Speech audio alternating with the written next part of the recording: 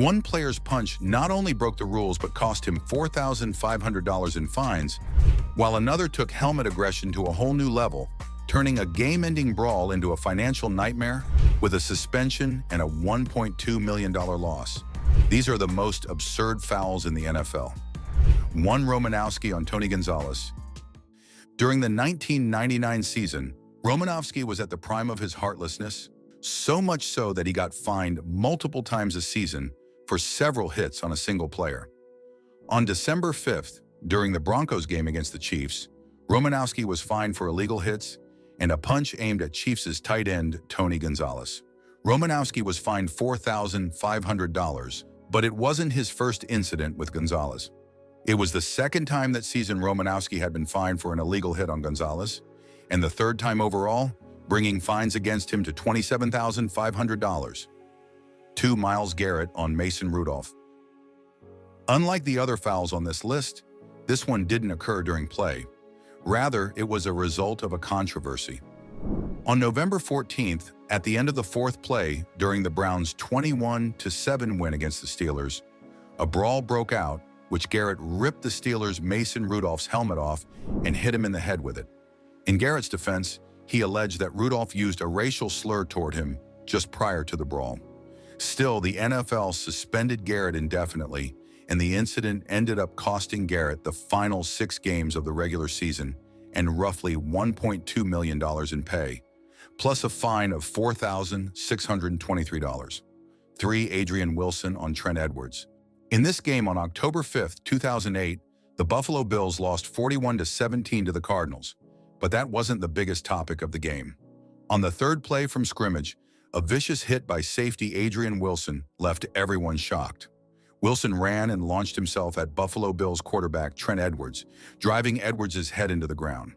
Edwards left the game with a concussion and was never quite the same after the hit. As for Wilson, he was fined $25,000 for the devastating play. 4. Ndamukong Suh on Jay Cutler. Suh's tackle on Jay Cutler looked like a straight assault to everyone watching. In a December 2010 game, Detroit was leading Chicago by 3, so Jay Cutler decided to scramble for a first down. Suh wasn't going to let that happen. He tracked him down, giving the Bears quarterback a heavy shove to the turf. Almost immediately, Suh was flagged for unnecessary roughness, and the NFL weighed in later with a $15,000 fine. At first, the referee thought Suh hit him with the forearm to the back. However, upon replay, Suh just straight manhandled him. But even the GOATs get manhandled sometimes. 5. London Fletcher on Tom Brady. In December of 2011, Tom Brady was at the receiving end of a hit that could have shut the dreams of him ever becoming the greatest quarterback in NFL history. With 57 seconds left in the first half, with the Patriots driving, Tom Brady scrambled and slid at the last instant. Brady ducked, and a rushing London Fletcher plowed into him.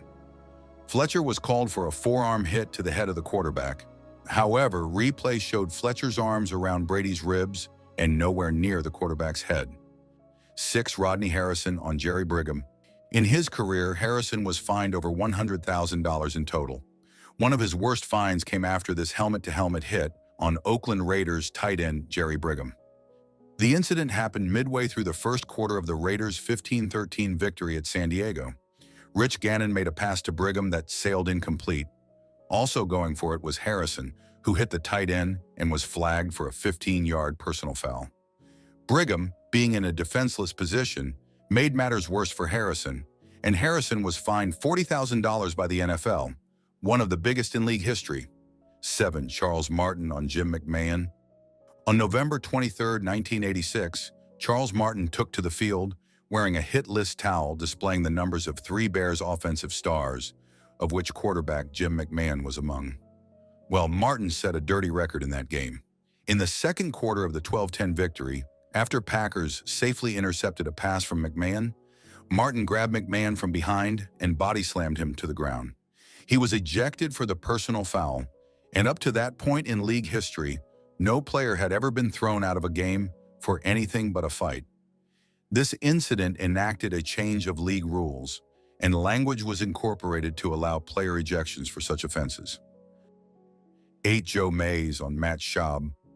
Joe Mays wanted to get the football so badly that he took a part of Schaub's ear with it. In the third quarter of Houston's 31-25 win over the Broncos, May's helmet-to-helmet hit knocked off Schaub's helmet and took a piece of his ear with it. This illegal hit would cost Joe Mays 1 game and a $50,000 fine, and the linebacker's history of rough tackling likely played a part. Mays later apologized for hurting Schaub and added that he was just someone who played fast. However, Schaub proved his toughness by missing just 1 play before returning to the game. 9. Bill Romanowski on Kerry Collins. Romanowski is one of the most ferocious defensive players of all time, and his catalog of brutal hits speaks for themselves. In the second quarter of an exhibition game against the Panthers, Collins had just thrown a pass to tight end Wesley Walls when Romanowski came in unblocked and slammed into Collins. Romanowski's helmet caught Collins in the jaw, sending him to the turf. Collins got his jaw broken from the hit. He got up slowly, bleeding, and staggering off the field. He was taken to the hospital where he was confirmed to have suffered a broken jaw. Romanowski, however, was fined $20,000 by the NFL. 10. Gronk on Tre'Davious. Gronkowski has a good argument as the dirtiest player ever due to how he smashed his opponents. In the fourth quarter of a 2017 game between the Patriots and the Bills, Gronkowski was upset that White wasn't called for pass interference or defensive holding that happened prior to an interception. Looking to pass judgment himself, Gronkowski drove his head while White was on the ground, striking White's neck and the back of his helmet with his shoulder. He was flagged for unnecessary roughness, while White was taken out of the game and put into the concussion protocol. Gronk was suspended 1 game for his late hit.